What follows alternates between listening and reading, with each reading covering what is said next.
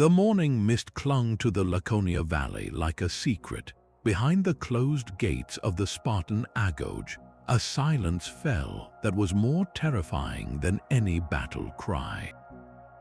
What truly happened inside those walls is one of history's greatest enigmas. This was far more than a simple training program. It was an entire system designed to forge the perfect soldier, an institution so shrouded in legend that the truth has been lost for millennia. We are about to unravel 25 of its deepest mysteries, challenging everything you think you know about ancient Sparta. You will discover the shocking reality behind the secret police known as the Krypteia and the brutal truth of the infamous stealing rituals. How could a society that valued music and poetry also sanction such calculated cruelty? By the end, you will see the Spartan Agoge not as a simple myth, but as a complex and terrifying human experiment. What does it truly take to build an unbreakable warrior from childhood? From that silent, misty valley emerges the first and darkest mystery, the Krypteia. This was not merely a test of endurance. It was a state-sanctioned secret police, a ritual that plunged select young Spartans into a shadow war. After years of rigid training, these elite youths were given a single dagger and sent into the wilderness. They were ordered to live off the land, hiding by day and moving by night. But their primary mission, according to ancient historians, was far more sinister. They were to stalk and murder the Helots, the vast population of enslaved people who outnumbered and sustained Spartan society. This is the central, chilling puzzle of the Krypteia. Was it the ultimate exercise in stealth and survival, forcing these young men to rely on their wits alone in hostile territory? Or was it a calculated act of psychological warfare, a campaign of terror designed to keep the Helot population in a constant state of fear and prevent any thoughts of rebellion? The truth likely lies in a grim combination of both. The Spartan state was engineering the perfect soldier, one who was not only physically resilient but also capable of absolute ruthlessness on command. They were being molded into living weapons, their humanity systematically stripped away in service to the state. Yet we have no Spartan manuals detailing the Krypteia's rules. There are no official records. Our knowledge comes almost entirely from later outsiders like the philosopher Plato and the biographer Plutarch, who wrote about Sparta centuries after its peak. They viewed the practice with horror and condemnation. This leaves us with an impossible question. Were they describing a brutal reality, or were they repeating exaggerated tales meant to shock their own audiences? Without definitive archaeological proof, the Krypteia remains a ghost in the historical record, a terrifying whisper of what it truly cost to become a Spartan warrior. From the sanctioned brutality of the Krypteia, we move to an even more foundational mystery, one that determined the very right to enter the Agoge. This is the chilling legend of the infant inspection, a story that has defined Sparta in the popular imagination for centuries. The tale is stark and unsettling. Shortly after birth, every Spartan newborn was brought before the Gerousia, the powerful council of elders.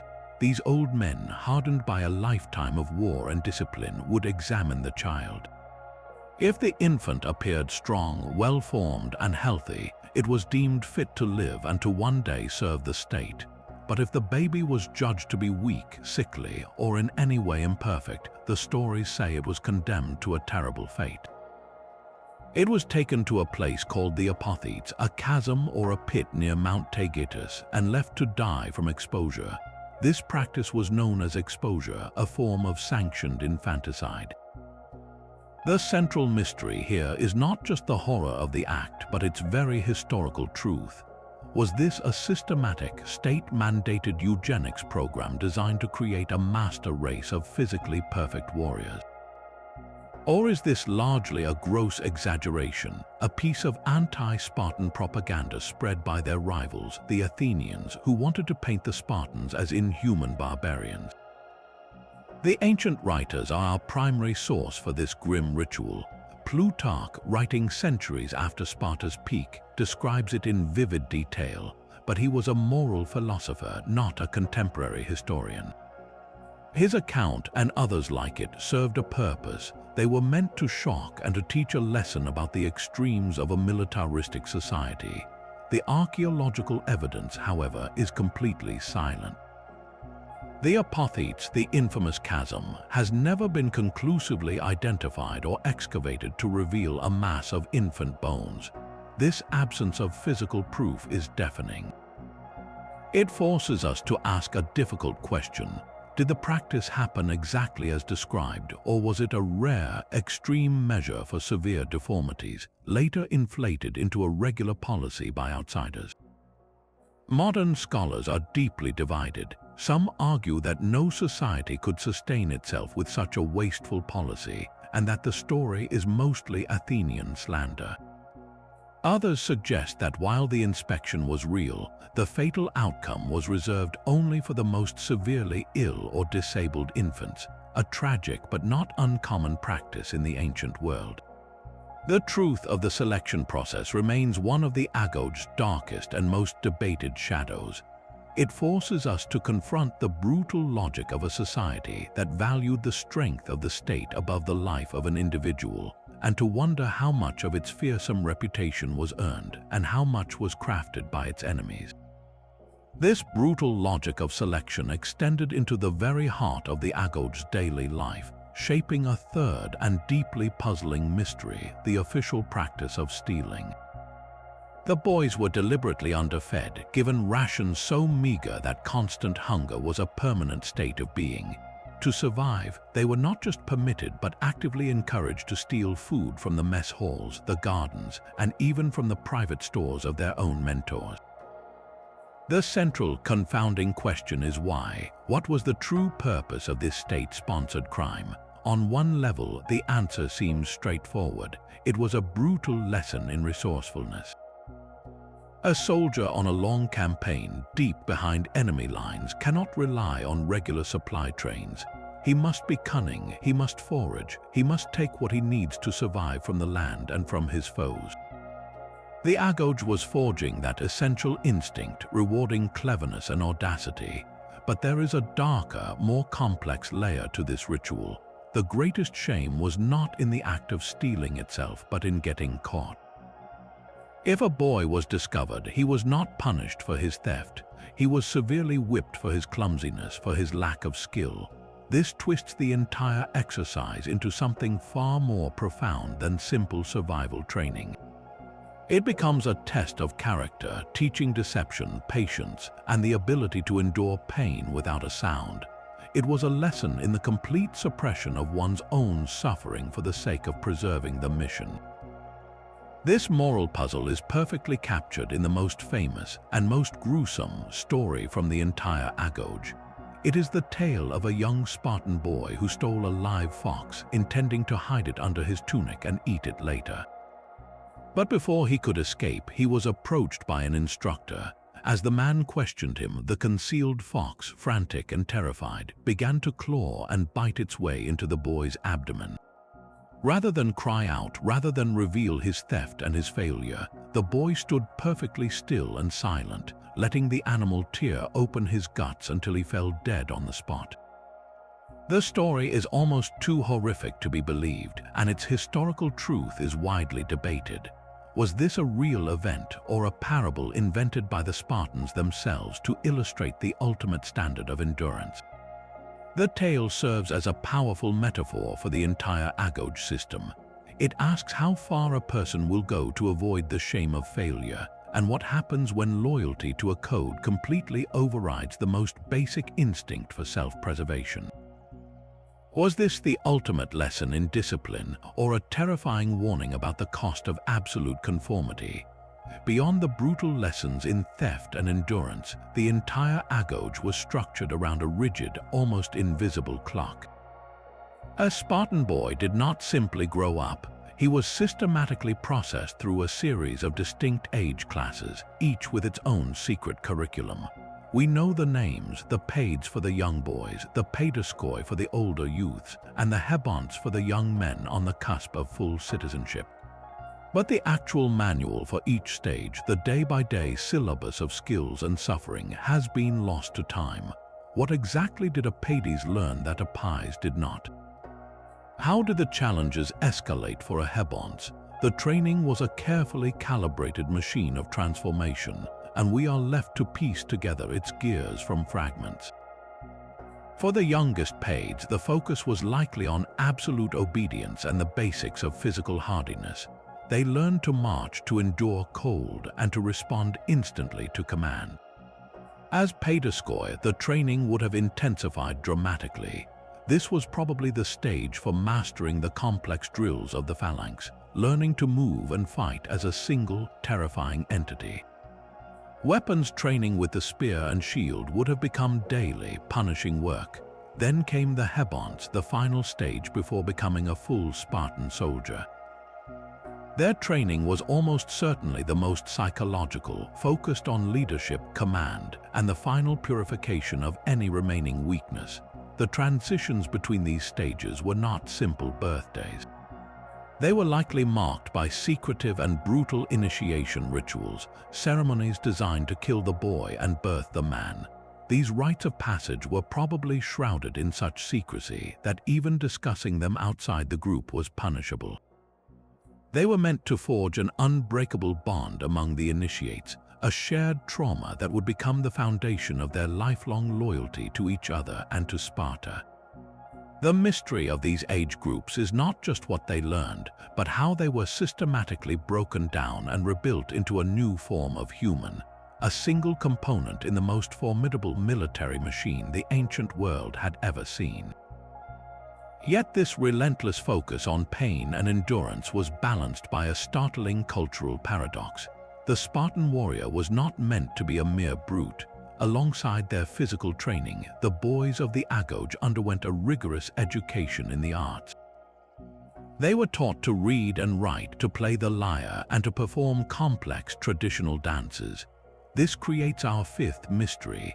How did music and poetry, the hallmarks of a civilized mind, serve the brutal purpose of creating the perfect soldier? The answer lies not in gentle recreation, but in weaponized art. Every song and every dance had a direct military application. Consider the Pyrrhic dance, a performance conducted in full armor. This was not for entertainment. It was a drill in disguise, a way to build the muscle memory and flawless coordination needed to move in a phalanx. The intricate steps mimicked the actions of dodging blows, thrusting a spear, and holding a shield line.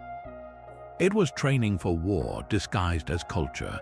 The music itself was stern and severe, just like the Spartan state. There were no soft, flowing melodies.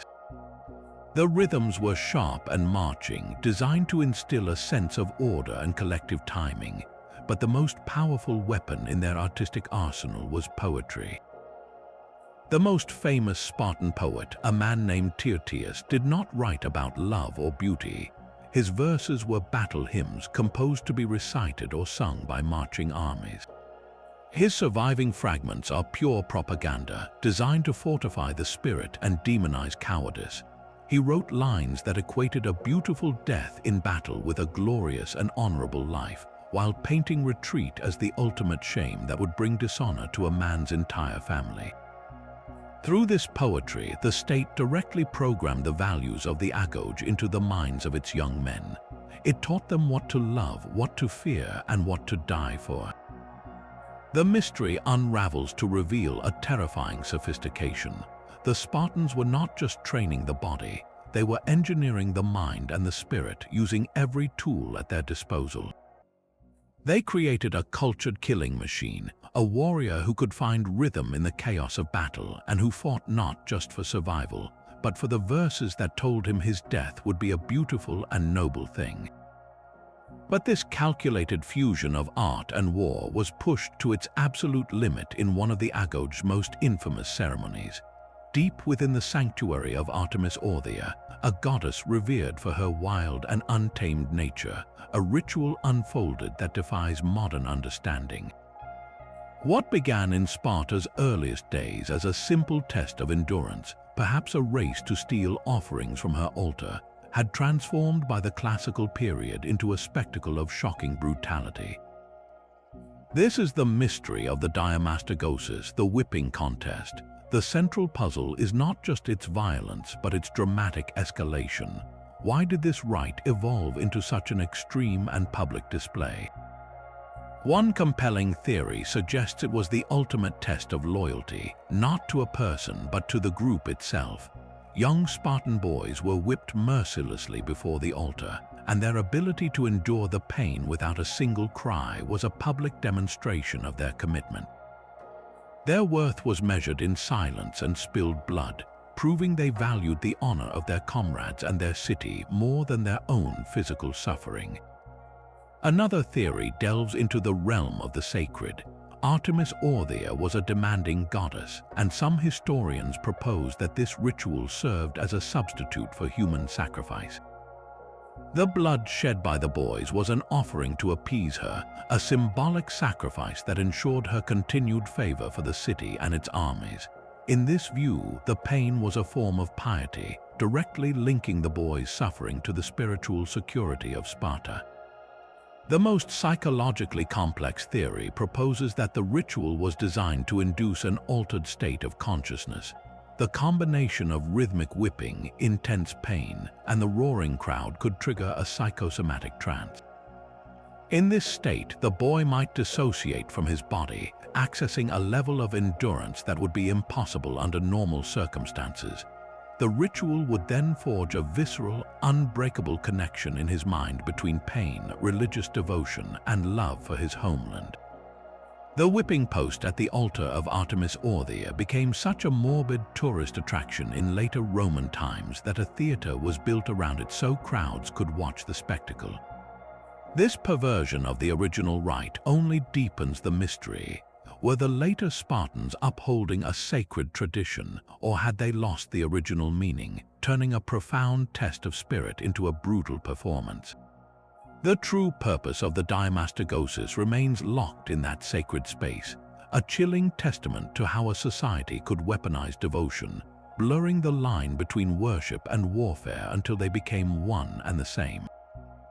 From the sacred violence of the altar, a Spartan man stepped into a different kind of proving ground every single evening, the common mess hall known as the syssitia. Here, the relentless scrutiny of the Agoge did not end, it simply changed form. Attendance was mandatory for every citizen, and each man was required to contribute a monthly share of food from his own estate, a set amount of barley, wine, cheese, and figs. This was the seventh mystery, a social experiment disguised as a meal. The most infamous element of this shared supper was a dish so singular it became a symbol of Spartan austerity, black broth. The central culinary puzzle is what this substance actually was. Ancient sources describe it as a soup or a stew made from pork, blood, vinegar, and salt. The vinegar was likely a key preservative in a world without refrigeration, and the blood would have provided a rich, iron-laden base, creating the dark color that gave the broth its name. Its reputation for being foul-tasting likely came from outsiders who were unused to its stark, bracing flavor, a far cry from the more seasoned and varied cuisine of Athens. But the true mystery is not its recipe, but its purpose. Why was this one simple dish so central to Spartan identity? The answer is that black broth was a political statement in a bowl. Its consistent, unappealing nature was a daily lesson in equality. In the mess hall, every citizen, from the king to the most junior soldier, ate the exact same thing. It was a physical reminder that luxury and indulgence were weaknesses, and that all Spartiates were bound together by shared hardship. The meal was a ritual that reinforced the suppression of individual desire for the good of the collective. The social mechanics of the mess hall were even more revealing than the menu.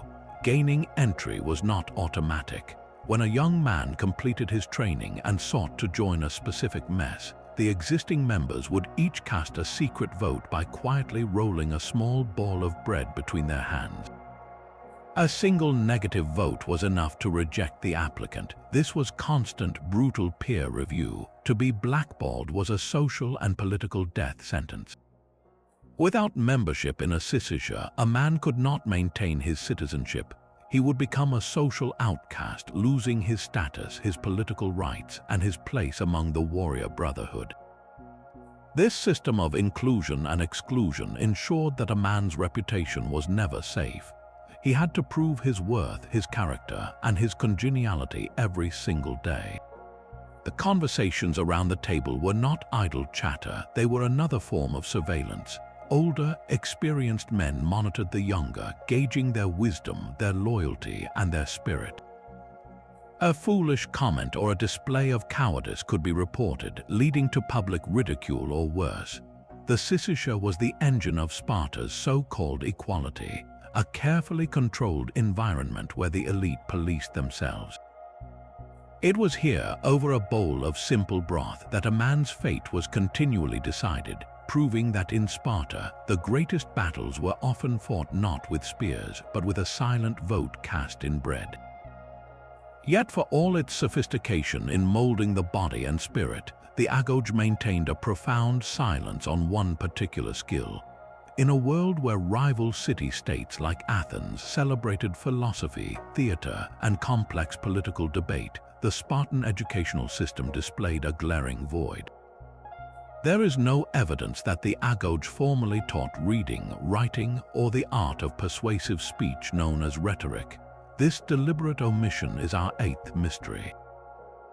Why would a society that produced such effective leaders consciously neglect the very tools of diplomacy and administration?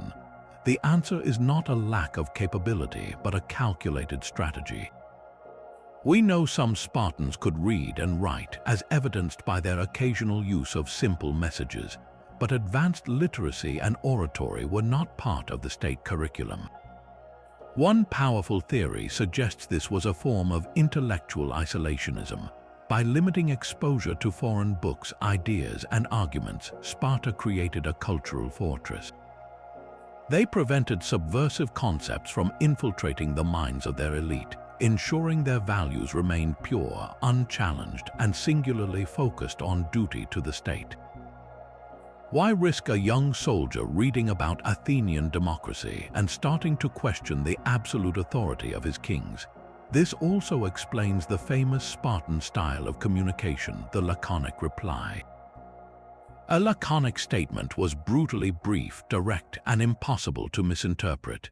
It was the verbal equivalent of a spear thrust. In a military chain of command, there is no room for long-winded debate or poetic nuance. A command must be understood and obeyed instantly.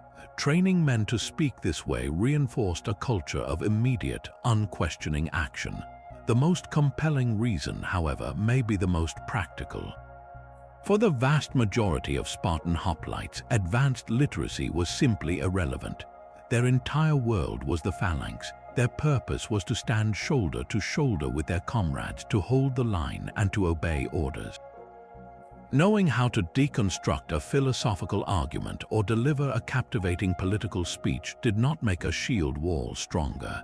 In fact, it could make it weaker by encouraging individual thought over blind obedience. This created a stark divide between the Spartan elite and the educated elites of other Greek states.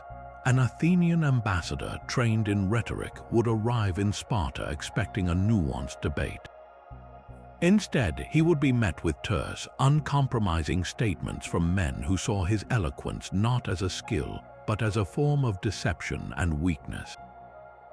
This educational void was not an accident. It was a wall built to protect a way of life, proving that sometimes what you choose not to teach can be more powerful than what you do. This void in formal education leads us directly to the most important and most uncertain mystery of all, the very origin of the system itself. The entire Spartan way of life, from the Agoge to the common mess halls, was attributed to a single, semi-mythical lawgiver named Lycurgus. The central historical puzzle is stark. Did this man actually exist, or was he a brilliant invention, a founding father conjured up to give divine authority to a harsh and complex social order. If he was real, how could one person possibly design such a comprehensive and rigid system entirely on his own? The stories about him are shrouded in legend. He is said to have traveled to distant lands like Egypt and Crete, studying their laws before returning to Sparta to deliver his new constitution. After establishing his laws, he allegedly made the Spartans swear an oath to follow them until he returned. Then he left for the oracle at Delphi, received confirmation that his laws were the best, and chose to never return, voluntarily going into exile to ensure the Spartans would be bound by their oath forever. It is a perfect, self-sacrificing myth, but it feels more like a philosophical parable than a historical record. The truth is likely far more messy and evolutionary. The Agoge and the Spartan system were probably not the product of a single genius, but the result of centuries of social and military pressure. They were a slow, organic response to a fundamental problem. The Spartans were a tiny elite ruling over a vast and resentful enslaved population. To maintain their control, they had to become something more than just soldiers. They had to become a perfect, self-policing military machine. The figure of Lycurgus provided a clean, authoritative origin story for this brutal necessity. Attributing everything to one divine lawgiver ended debate. It made the system seem timeless, unchangeable, and blessed by the gods. The core of his supposed reforms was a cryptic pronouncement known as the Great Retra. This was not a detailed legal code. It was more like a divine oracle, a set of poetic and ambiguous principles that Lycurgus claimed to have received from the priestess at Delphi. The Retra spoke of founding sanctuaries to specific gods, of organizing the people into tribes and obes, and of establishing a council of elders with the kings. It was a framework, not a manual. The mystery of the Great Retra lies in its interpretation. For centuries, the Spartan leaders had to figure out how to apply these ancient, vague words to the changing realities of their world. This process created a unique form of government where custom and precedent became as powerful as written law. The Retra gave the system its sacred legitimacy, while its deliberate ambiguity allowed it to adapt or perhaps to fossilize. So we are left with an impossible question. Was Lycurgus a real reformer whose deeds were later magnified into legend, or was he a convenient fiction, a blank slate upon which Sparta projected its own ideals? The answer defines our entire understanding of the Agoge. If Lycurgus was a myth, then the Spartan system was a human invention, a brutal but brilliant social contract forged in the fires of fear and necessity. But if he was real, then the Agoge was the execution of one man's terrifying, radical vision for the perfect society. In the end, the legend of Lycurgus may be the Agoge's most powerful lesson, proving that the stories a society tells about its own origins can be far more influential than the messy, forgotten truth. The legend of Lycurgus gives us a perfect system, but the reality of the Agoge was far messier, forcing us to confront a grim and persistent question. How many boys actually died during their training? The popular image is one of a brutal landscape where the weak were culled and the training itself was a relentless gauntlet that left bodies in its wake. But the 10th mystery asks us to separate gruesome fiction from a more complex and perhaps even more chilling historical reality. Could the Spartan state, with its perpetually small citizen population, truly afford such catastrophic losses? Every boy who died was a future soldier lost, a vital cog in the military machine that kept the massive Helot population in check. The demographic math simply does not add up to the nightmare scenario of a training ground littered with bodies. While the system was undoubtedly brutal and designed to push boys to their absolute physical and psychological limits, it was likely a controlled and calculated hardship, not a chaotic slaughter. The stories of death from exposure, starvation, or training accidents were probably real, but they were also exceptional. They served a powerful purpose as cautionary tales, reinforcing the ultimate stakes of failure for every other boy in the system. The infamous story of the boy and the fox is a perfect example. Whether it actually happened or not is almost irrelevant. Its power lay in its telling, a visceral parable that taught every Spartan youth the absolute standard of endurance. His death was not a common occurrence, it was a legendary one, a story meant to shock and instruct. The Agoge's true mortality rate was likely a carefully managed balance. The state needed to forge incredibly tough soldiers, but it also needed to produce enough of them to survive. This suggests a system of intense, institutionalized pressure with safety valves we can no longer see. Instructors probably knew the line between pushing a boy to his breaking point and pushing him over it. The goal was not to kill the weak, but to eliminate weakness itself, to harden every possible recruit into a usable soldier. The mystery of the mortality rate forces us to see the Agoge not as a mindless meat grinder, but as a sophisticated, if terrifying, engine of social engineering. It was designed to maximize output, not to waste its most precious resource on a scale that would have crippled the state it was built to defend. This cycle of institutional pressure found its most intimate expression in the figure of the Iren. At just 20 years old, a recent graduate of the Agoge himself, a young man was given a command that would define his first years as a full citizen. He was placed in charge of a small band of younger boys, becoming their direct supervisor and living example. Here lies the 11th mystery, a profound psychological puzzle.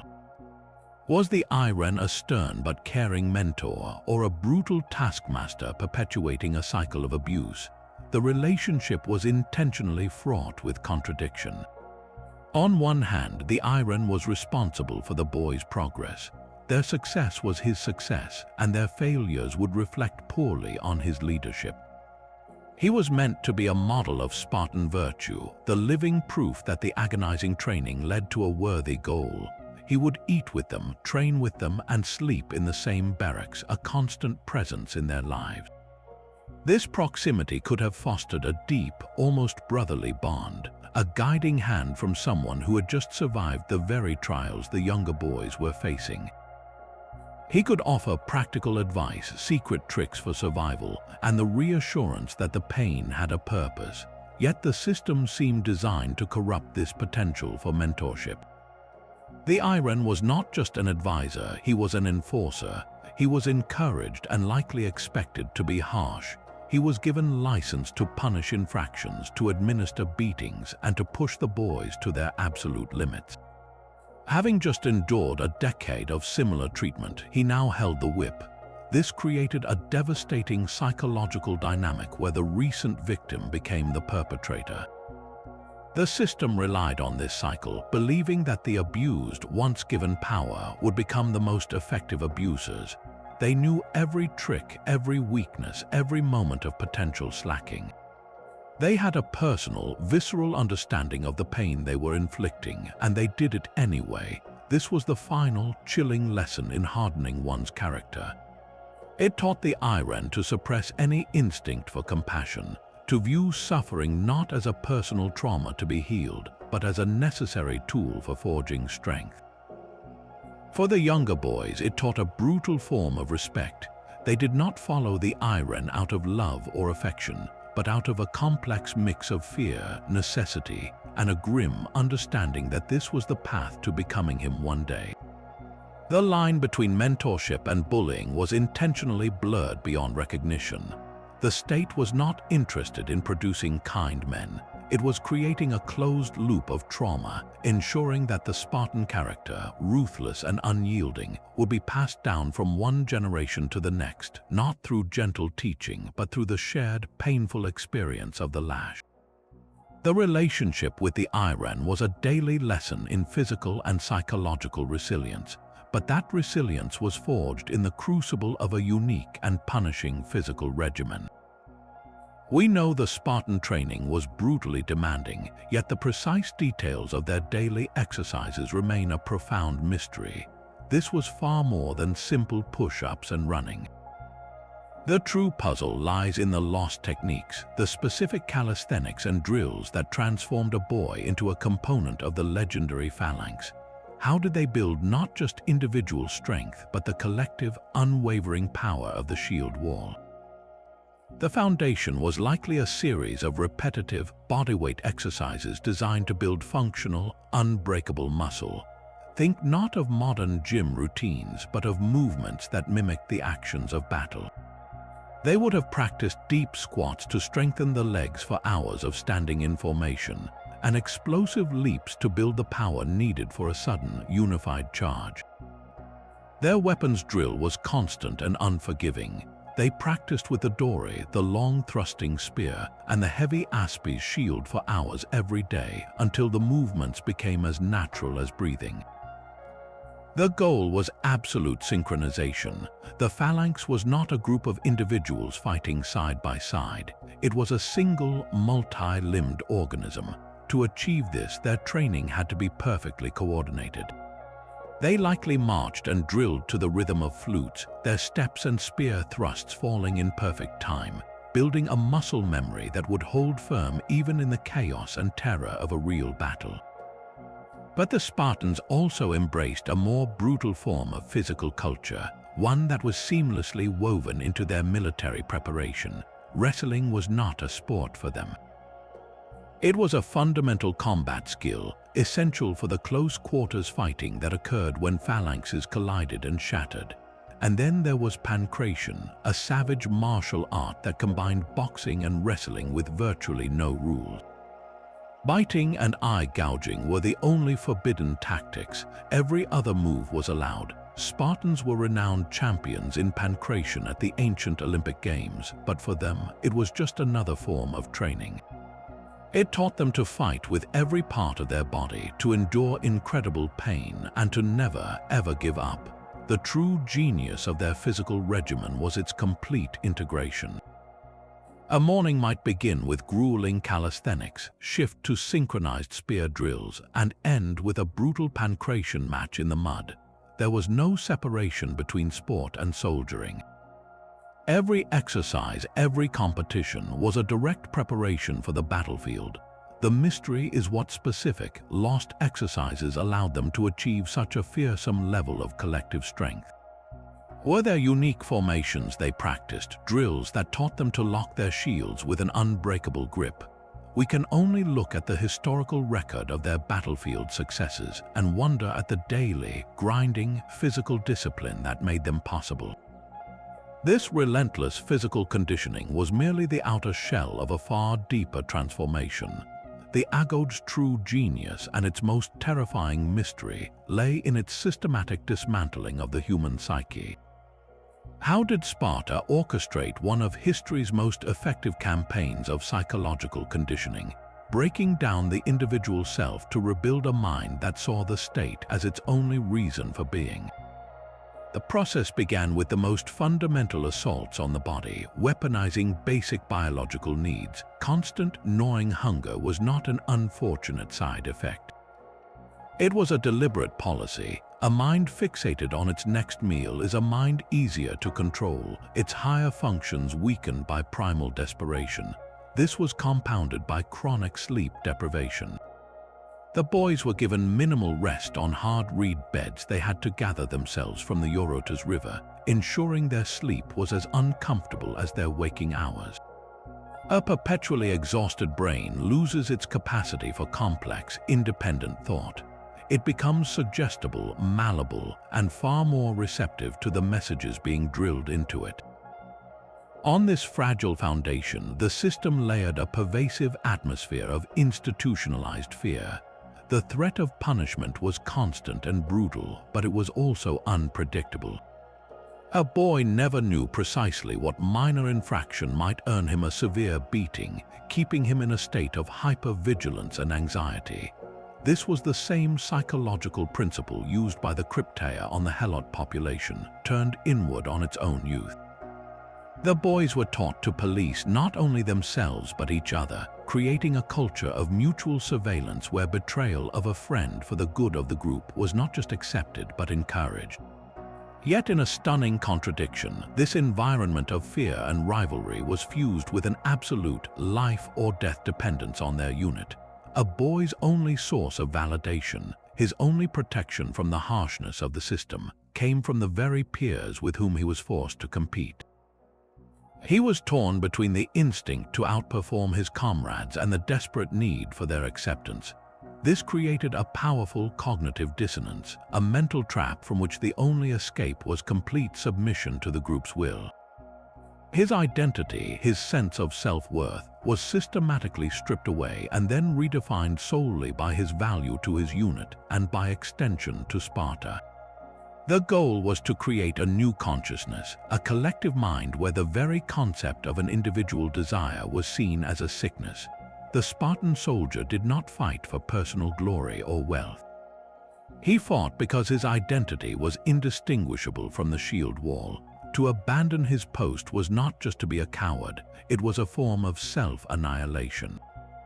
This was not merely training, it was a carefully engineered, large-scale reprogramming of the human spirit, leaving us to wonder where the boy ended and the weapon began. This psychological reprogramming raises a chilling question about its finality. What happened to those who could not endure, the boys who broke under the pressure or were deemed unfit for the warrior's life? The official fate of these failures is presented in our sources as absolute and terrifying. They were branded as tremblers, a word that carried the weight of permanent shame. A trembler was not just a dropout. He was a man who had allegedly shown cowardice, who had trembled in the face of the Agoge's demands. According to the traditional stories, his punishment was a living death. He was stripped of his potential citizenship and became a social pariah. He could not hold public office, he could not marry a woman of full Spartan status, and no one was permitted to give him a daughter in marriage. He was forced to wear distinct, patched clothing that marked him as an outcast for all to see. He was even required to shave off half of his beard, a grotesque public display of his incomplete status. In the mess halls and the gymnasiums, he was shunned. No one would speak to him or train with him. He became a ghost, a walking reminder of the consequence of failure. This is the stark picture painted by later writers, but the mystery lies in its practical reality. Could the Spartan state, perpetually concerned with its small citizen numbers, truly afford to cast out every boy who stumbled? Was this harsh fate reserved only for those who failed in a spectacular public act of cowardice, rather than for those who simply lacked the physical stamina? It is difficult to believe that a society so meticulously engineered would have no contingency plan, no way to repurpose flawed but still usable material. There may have been alternative, less honorable paths for those who washed out. Some might have been relegated to the perilous duties of the Krypteia, where their very expendability was an asset. Others could have been funneled into logistical roles, supporting the army from the rear or managing the estates that fed the warrior class. There is also the possibility of a quieter form of failure, where a boy was discreetly removed from the Agoge due to injury or illness and absorbed into the broader, non-citizen population of Sparta, the Perioikoi, who handled crafts and trade. The most intriguing possibility is that the legend of the Trembler was itself a tool of control. The threat of total social annihilation was a powerful motivator for every boy in training, a specter used to ensure compliance and endurance. The reality may have been that only a handful of notorious examples ever suffered the full weight of this official scorn, their stories amplified to keep all the others in line. This leaves us with a profound dilemma. Was the system as rigid and unforgiving as its laws proclaimed, or did it possess a hidden, pragmatic flexibility that history has overlooked? The fate of the failed Spartan remains one of the Agoge's most haunting silences, a question of whether a society built on absolute ideals could ever truly afford to practice them. Behind the endurance and the whips lay an even deeper secret, the silent machinery that made it all possible. The Agoge was a massive, state-run institution that operated for centuries, training thousands of boys simultaneously. This raises a profound logistical mystery: who actually paid for it all, and who were the masterminds managing this complex human assembly line? The funding did not come from taxes in the modern sense. It was extracted directly from the land by the helots, the enslaved population who worked the farms that fed all of Sparta. Every bowl of black broth, every coarse tunic, and every wooden training shield was ultimately paid for by their forced labor.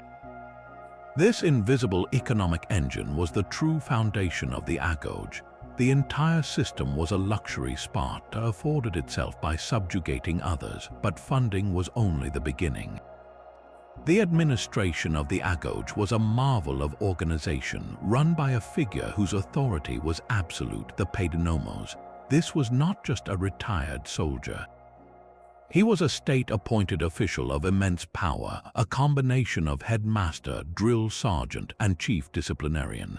He was given a specific staff of whip-bearers to enforce his will, but the day-to-day instruction was decentralized and hands-on. Beyond the young Irens, the real teachers were the citizens themselves. Every adult Spartan male was expected to be a perpetual instructor. If he saw a boy breaking a rule or showing poor form, he was not just permitted but obligated to correct and punish the child on the spot. This turned the entire city into a single, open-air classroom where surveillance was constant and instruction came from every direction. The procurement and distribution of supplies for this permanent youth army hints at a sophisticated yet invisible bureaucracy. How did they ensure every boy had a cloak for the winter, or that the mess halls had enough barley to create the deliberate scarcity that fueled the stealing rituals? This required meticulous planning and a logistical network that could track the output of helot farms and manage state-owned warehouses. The entire operation was a decades-long investment in human capital, a testament to a society that prioritized its military future above all else. Every resource, every ounce of effort was channeled into this single goal. The Agoge's smooth operation is a silent monument to the Spartan state's terrifying focus, proving that building the perfect warrior required not just brutal training, but an entire civilization working in perfect, ruthless synchrony. This rigid system of control, built on secrecy and exclusion, makes the next mystery all the more baffling. Persistent whispers in the ancient world suggested that a select few outsiders, sons of foreign kings and generals, were actually admitted into the hallowed Agoge.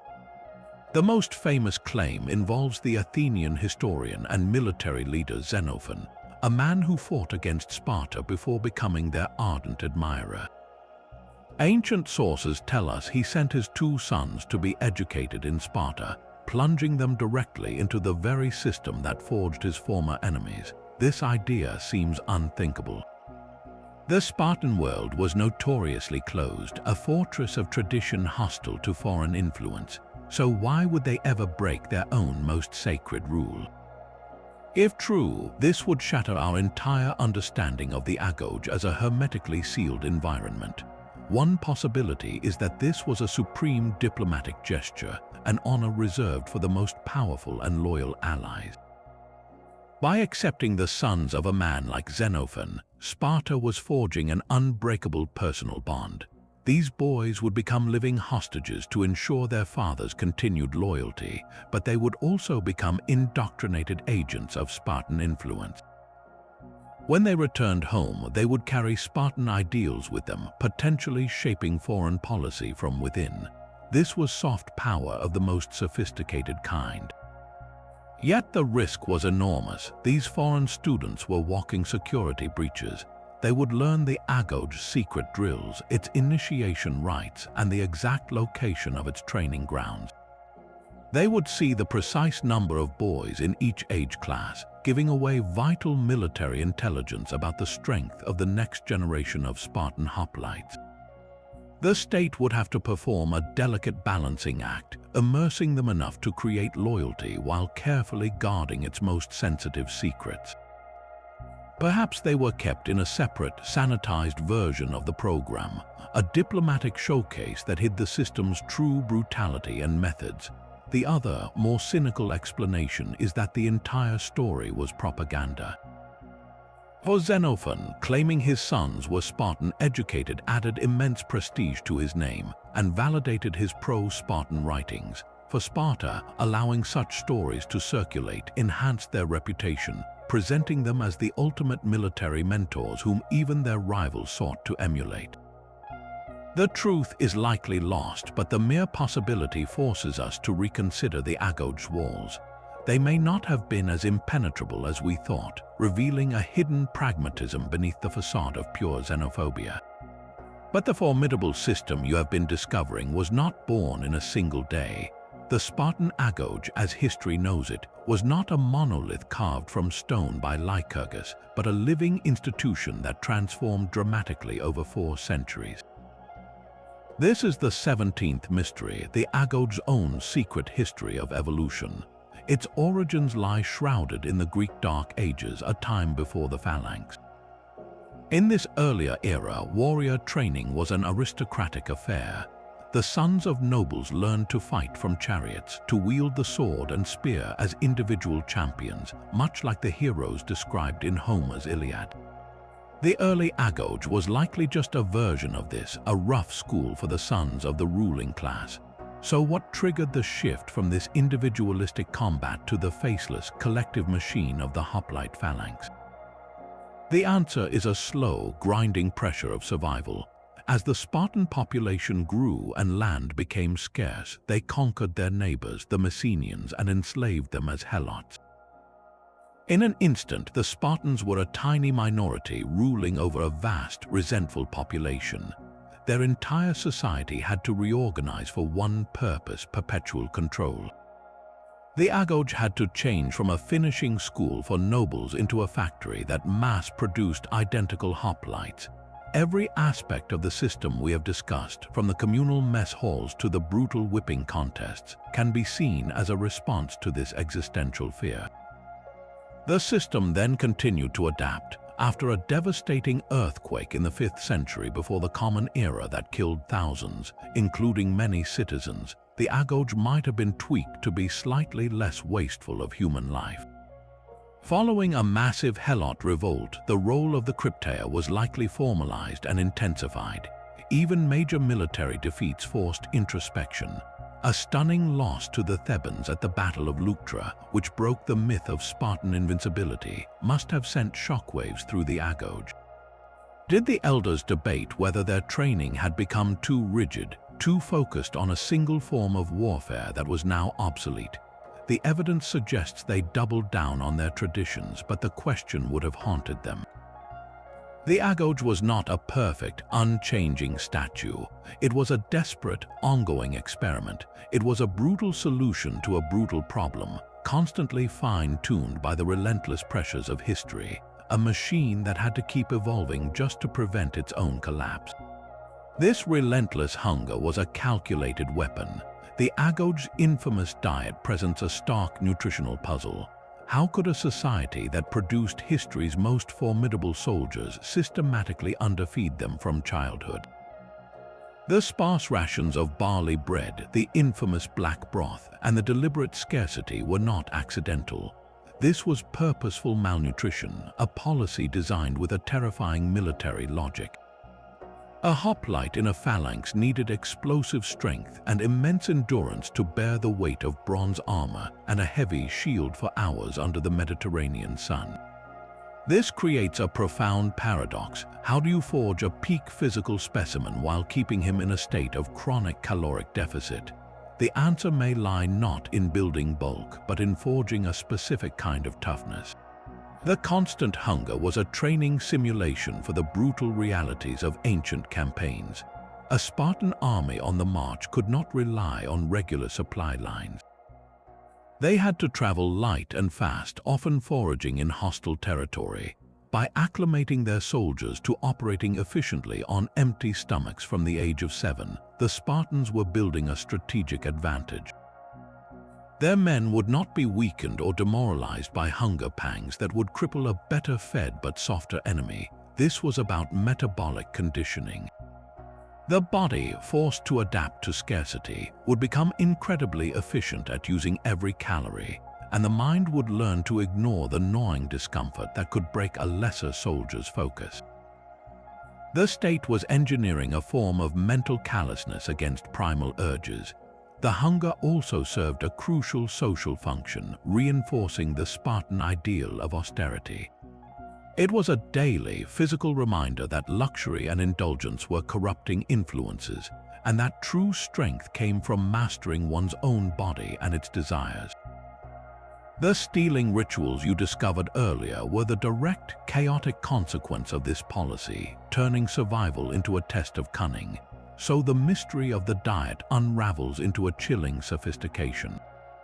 The Spartans were not neglecting their boys' nutrition. They were redefining it. They prioritized resilience over physique, strategic endurance over immediate strength. They were creating a soldier whose greatest weapon was not just his spear, but his ability to endure, to function, and to fight when every other man would be thinking of nothing but his next meal. This calculated transfer of allegiance from the family to the state is perhaps the Agoge's most radical social mystery. How does a society systematically sever the most fundamental human bond, replacing a mother and father with an abstract ideal of service? The process began the moment a boy was taken from his home at age 7. From that day forward, his primary family was his age group, his unit, his band of brothers. His biological parents were relegated to distant spectators, their influence intentionally broken. The state became his provider, his disciplinarian, and the sole source of his identity. Any lingering emotional pull from home was treated as a dangerous weakness, a competing loyalty that had to be ruthlessly excised. This psychological takeover was reinforced through powerful rituals.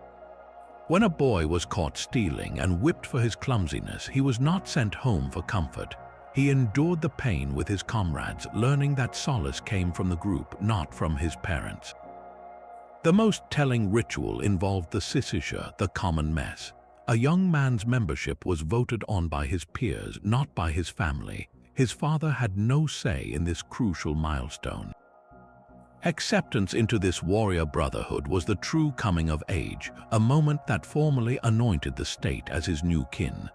This creates a profound puzzle around the role of the Spartan mother, a figure famously depicted telling her son to return from battle either victorious with his shield or dead upon it. This was not a rejection of her child, but the ultimate expression of a twisted, state-sanctioned love. Her value system had been completely co-opted by the system. She was not a source of softness or a refuge from the Agoge's cruelty.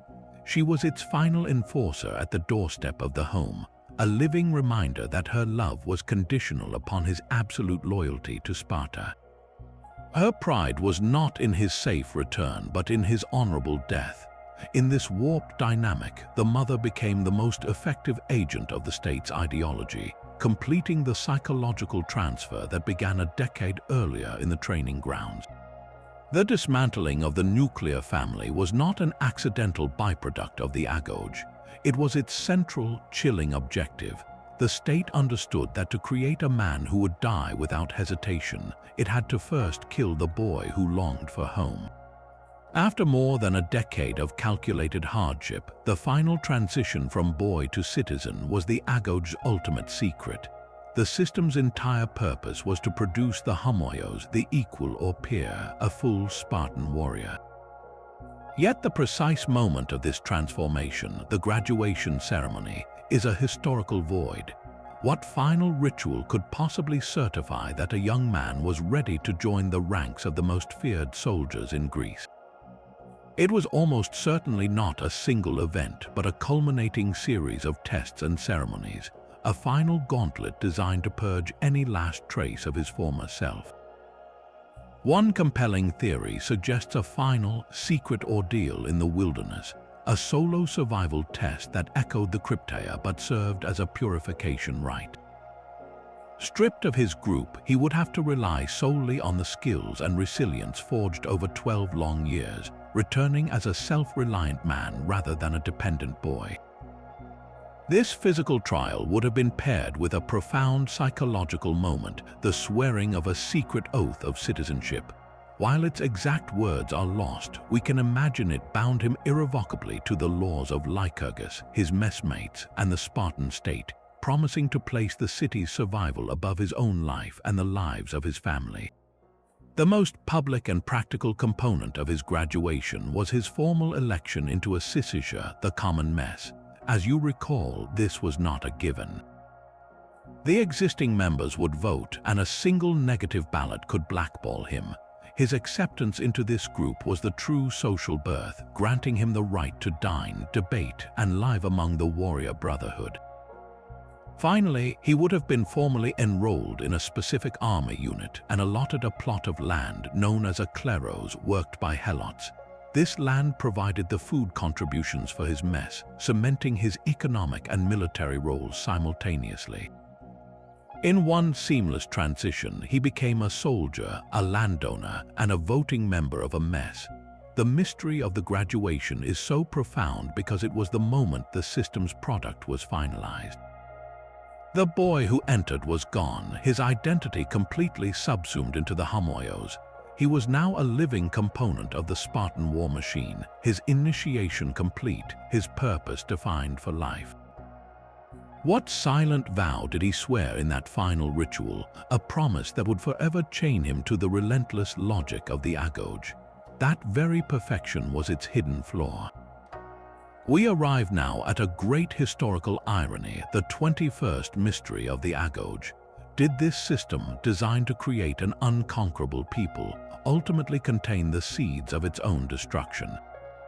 For all its fearsome reputation, the Agoge may have been a spectacularly successful short-term strategy that guaranteed long-term failure. The first crack in the foundation was strategic inflexibility.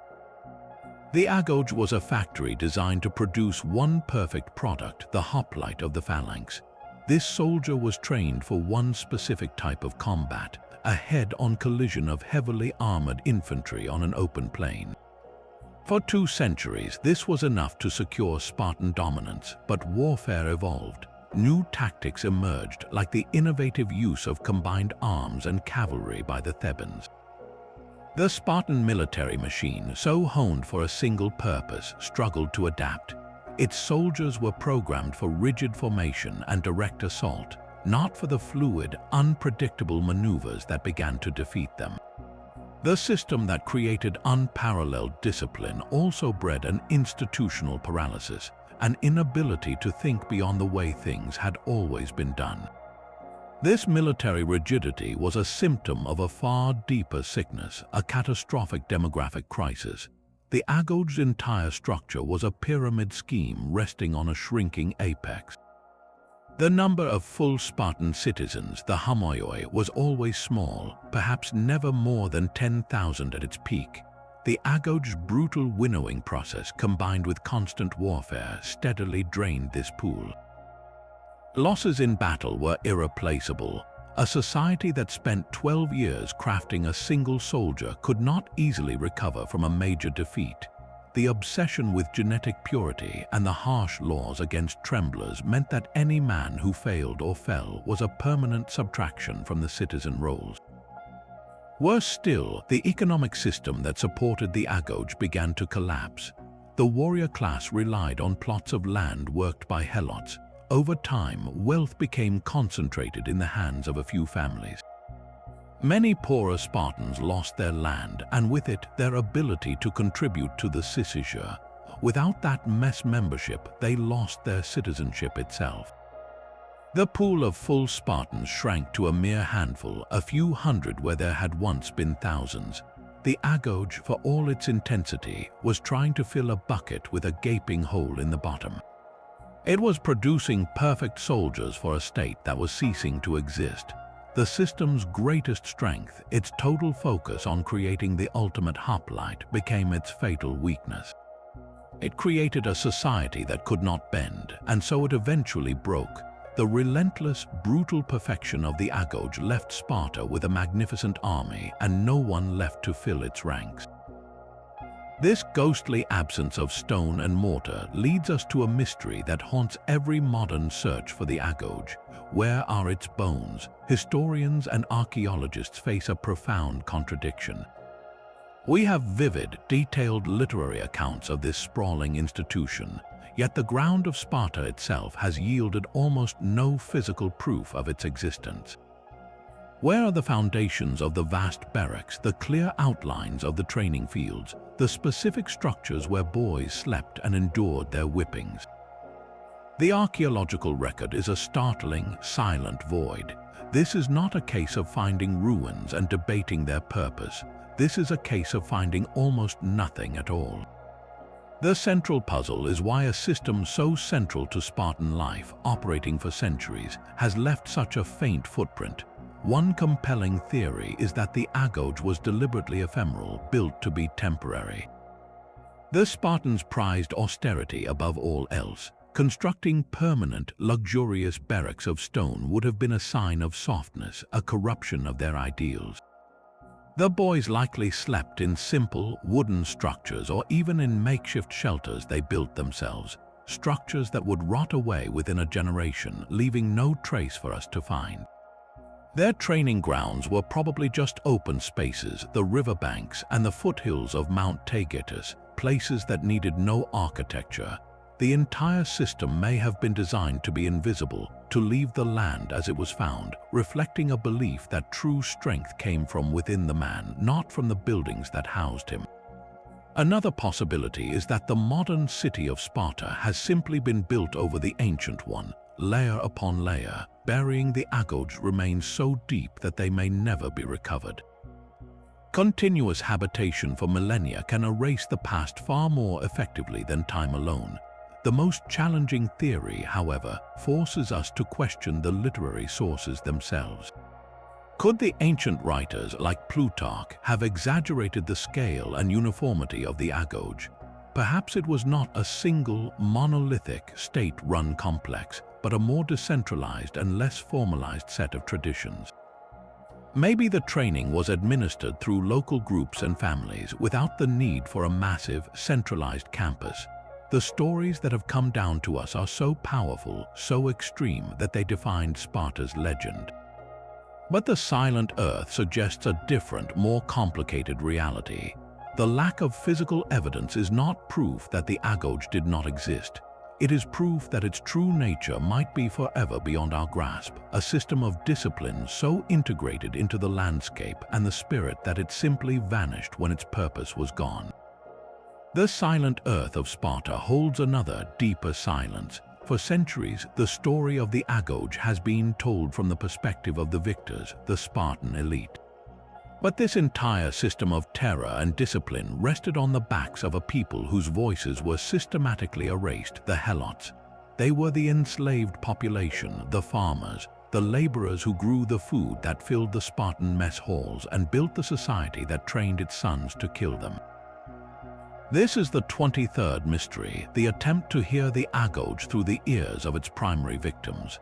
Their perspective is the most profound void in the historical record, a story deliberately written out of existence. How did the Helots perceive the young men being forged in the Agoge, the very institution designed to subjugate them? Imagine the terror of a Helot family, hearing whispers that the Krypteia was active in the region. The night was no longer a time for rest but for fear. A shadow moving in the moonlight could be a branch in the wind, or it could be a teenage Spartan, dagger in hand, practicing his lethal craft on you or your children. The Agoge was not an abstract training program for them. It was a direct and constant threat, a factory producing their personal bogeymen. The psychological impact must have been paralyzing, a low-grade terror woven into the fabric of daily life designed to crush any thought of rebellion before it could form. But the Helots were not passive victims. Their resistance was necessarily silent, subtle, and brilliant. They engaged in what historians call everyday resistance, the weapon of the powerless. They might work slowly, feign ignorance, or sabotage equipment in small, untraceable ways. A stored crop might mysteriously spoil, a tool might break at a critical moment. They preserved their own culture and stories in secret, likely mocking their Spartan masters in private songs and jokes, creating a hidden world of defiance beneath the surface of obedience. The most telling act of resistance was survival itself. Despite centuries of systematic oppression the Helot population endured, their very presence a quiet rebuke to the Spartan system that sought to control them completely. The great mystery of the Helot perspective forces us to see the Agoge in its true light.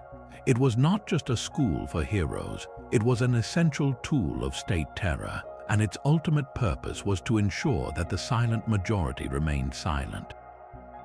To understand the Spartan warrior, we must also try to understand the fear in the eyes of the people he was trained to kill. Without that, we are only hearing half of the story, and the louder half at that. While Spartan boys endured the rigors of the Agoge, a parallel and equally puzzling system existed for their sisters. Spartan girls were not cloistered away like in other Greek city-states. They received a formal, state-sponsored education that included running, wrestling, javelin throwing, and the same brutal discus sport as the boys.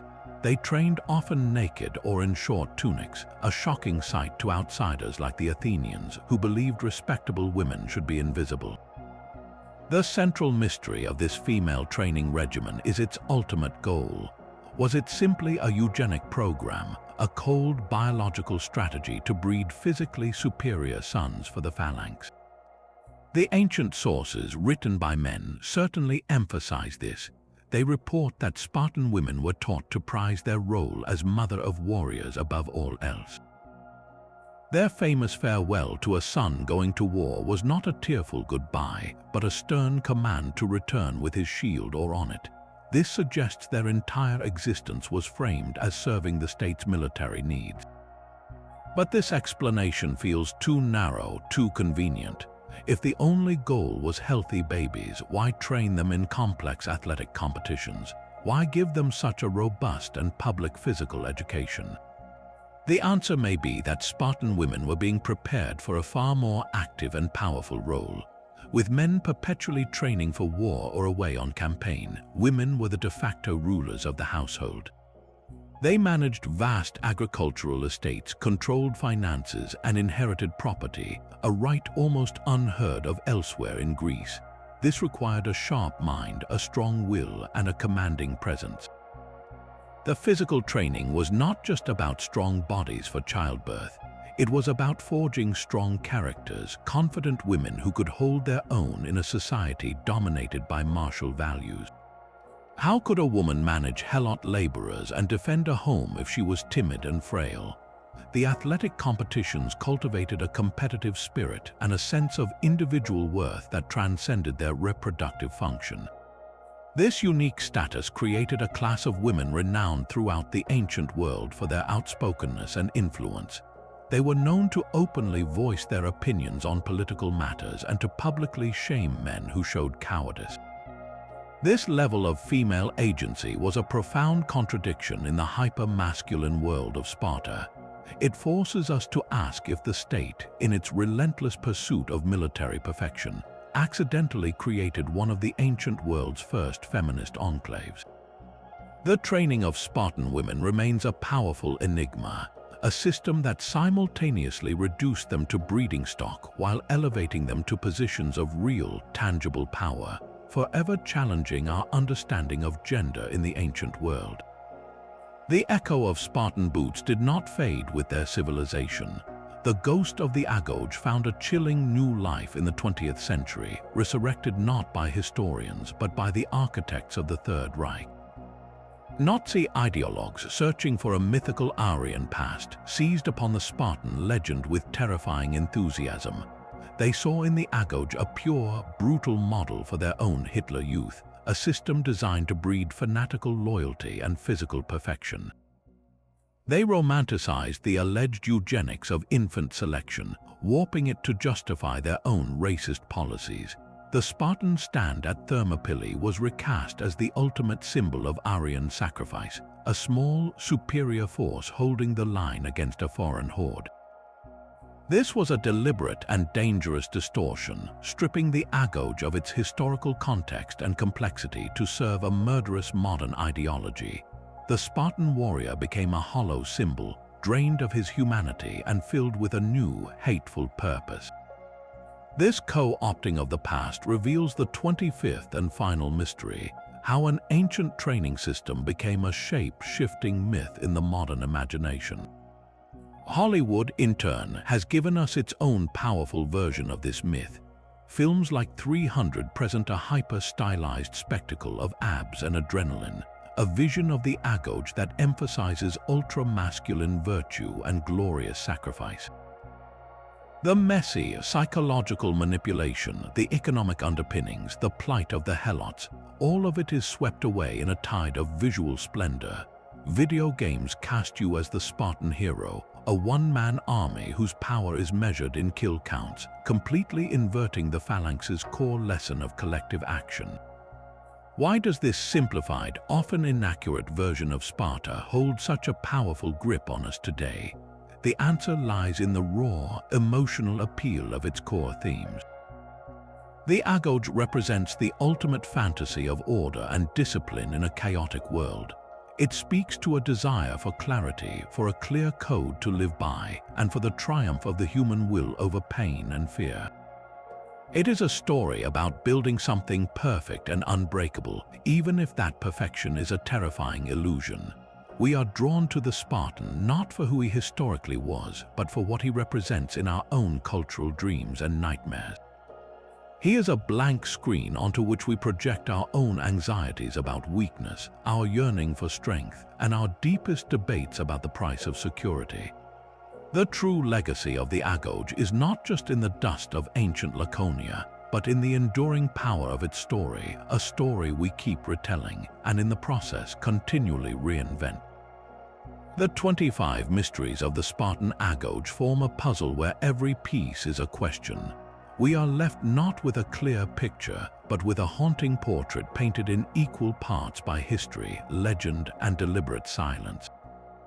The system was almost certainly more brutal than our most graphic Hollywood depictions, and yet infinitely more complex than a simple factory for killing machines. It was a sophisticated, chillingly effective social engine built on a foundation of terror, artistry, and a profound understanding of human psychology. The Agoge endures as an enigma not because we know nothing, but because the fragments we have are filtered through the boasts of admirers, the horror of enemies, and the deafening quiet of its own victims. It forces us to hold two contradictory truths in our minds at once. Here was a society that weaponized poetry and revered a goddess with public whippings, that championed equality among its elite through shared bowls of bitter broth, and that systematically dismantled the family to build a stronger state. The greatest mystery of all may not lie in the details of their training, but in the profound human capacity it unveils. The Agoge stands as a permanent, sobering monument to what we are capable of, to the terrifying lengths we will go in the pursuit of an ideal, and the brutal price we are willing to pay for a vision of perfect order and strength. Which of these 25 mysteries resonated most deeply with you? Was it the psychological conditioning, the fate of the failed, or the silent perspective of the helots? Share your thoughts in the comments below, and if you are drawn to these historical puzzles, subscribe for more journeys into the forgotten corners of our